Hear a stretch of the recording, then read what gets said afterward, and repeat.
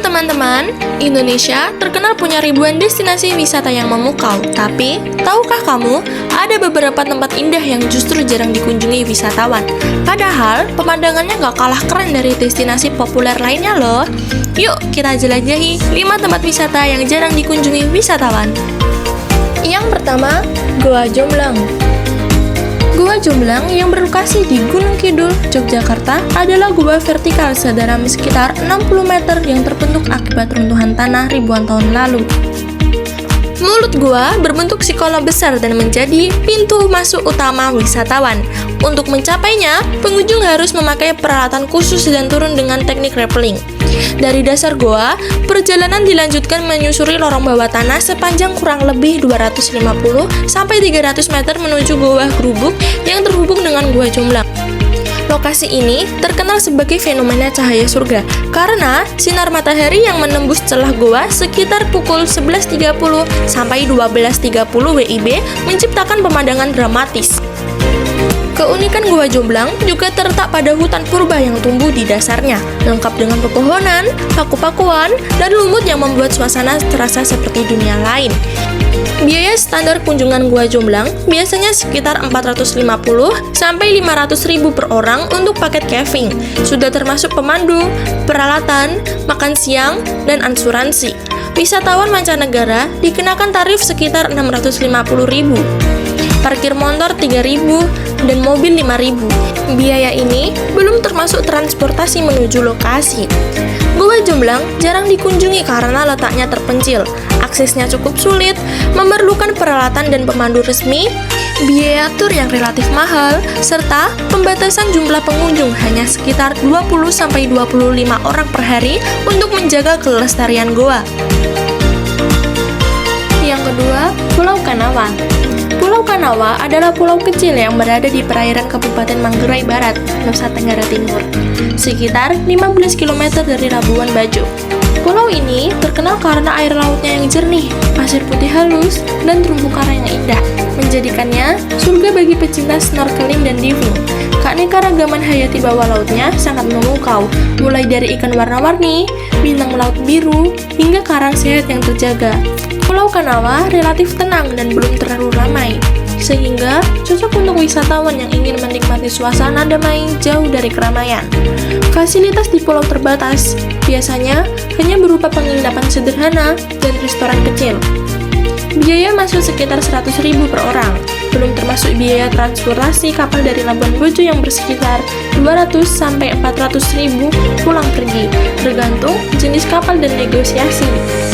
Alasan jarang dikunjungi, yaitu tidak semua paket tur Labuan Bajo menyertakan Pulau Kanawa, karena fokus wisatawan umumnya pada Pulau Komodo, Padar, dan Pink Beach.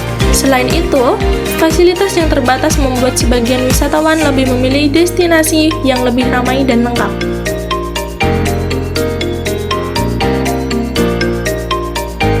Yang ketiga, Kebun Teh Kayuwara.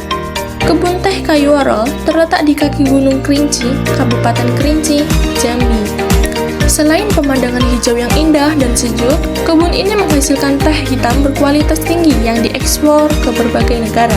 Pengunjung dapat melihat langsung proses pengolahan teh di pabrik peninggalan Belanda yang masih beroperasi.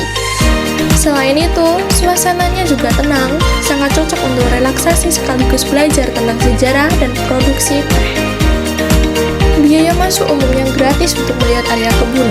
Namun, jika ingin tur pabrik atau paket wisata edukasi, biasanya dikenakan biaya mulai dari 20-50.000 per orang. Alasan jarang dikunjungi yaitu lokasinya cukup jauh dari pusat kota besar dan akses transportasi terbatas. Banyak wisatawan juga lebih mengenal destinasi populer lain di Jambi seperti Gunung Kerinci atau Danau Gunung Tujuh, sehingga Kebun Teh Kayuwara kadang terlewatkan meskipun keindahannya memukau. Yang keempat, Meru Betiri. Taman Nasional Meru Betiri terletak di perbatasan Kabupaten Jember dan Banyuwangi, Jawa Timur, dengan luas sekitar 58.000 hektar. Kawasan ini terkenal sebagai salah satu habitat alami penyu langka, terutama penyu belimbing yang sering mendarat di Pantai Sukamade. Selain itu, Meru Betiri juga memiliki hutan hujan tropis lebat, pantai indah seperti Raja Kwesi dan Banda Alit, serta flora fauna khas seperti bunga Rafflesia, Zoliferaria, dan lutung Jawa.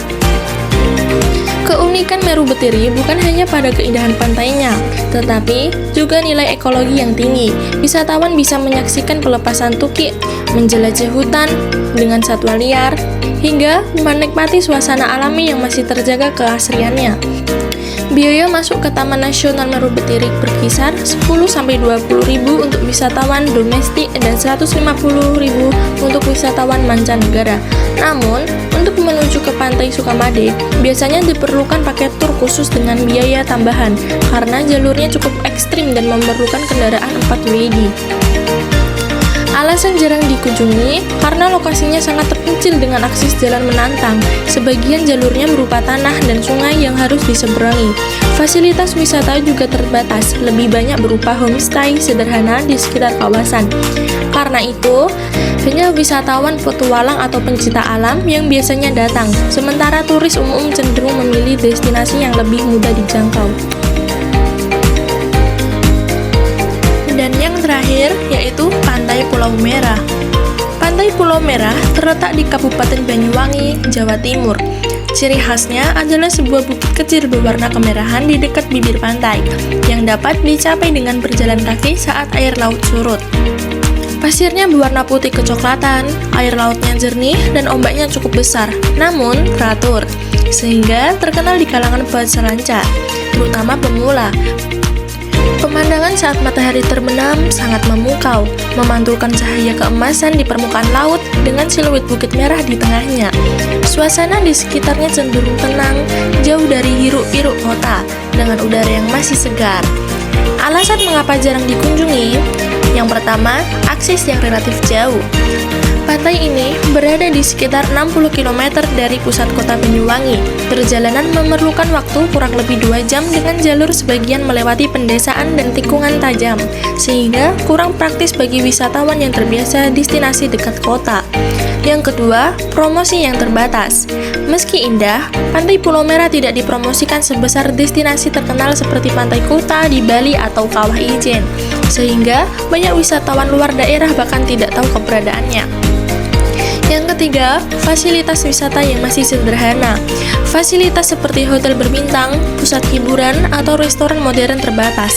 Hal ini membuatnya lebih menarik bagi backpacker atau wisatawan yang suka suasana alami, tetapi kurang diminati turis mainstream. Dan yang terakhir, yaitu musim ombak tinggi. Pada periode tertentu, ombaknya bisa cukup besar dan berbahaya bagi wisatawan yang tidak terbiasa, sehingga mengurangi minat kunjungan keluarga dengan anak kecil. Nah, itulah 5 tempat wisata di Indonesia yang jarang dikunjungi, tapi menyimpan keindahan luar biasa. Kalau kamu ingin liburan yang berbeda, jauh dari hiruk-pikuk, dan lebih dekat dengan alam, destinasi ini bisa jadi pilihan.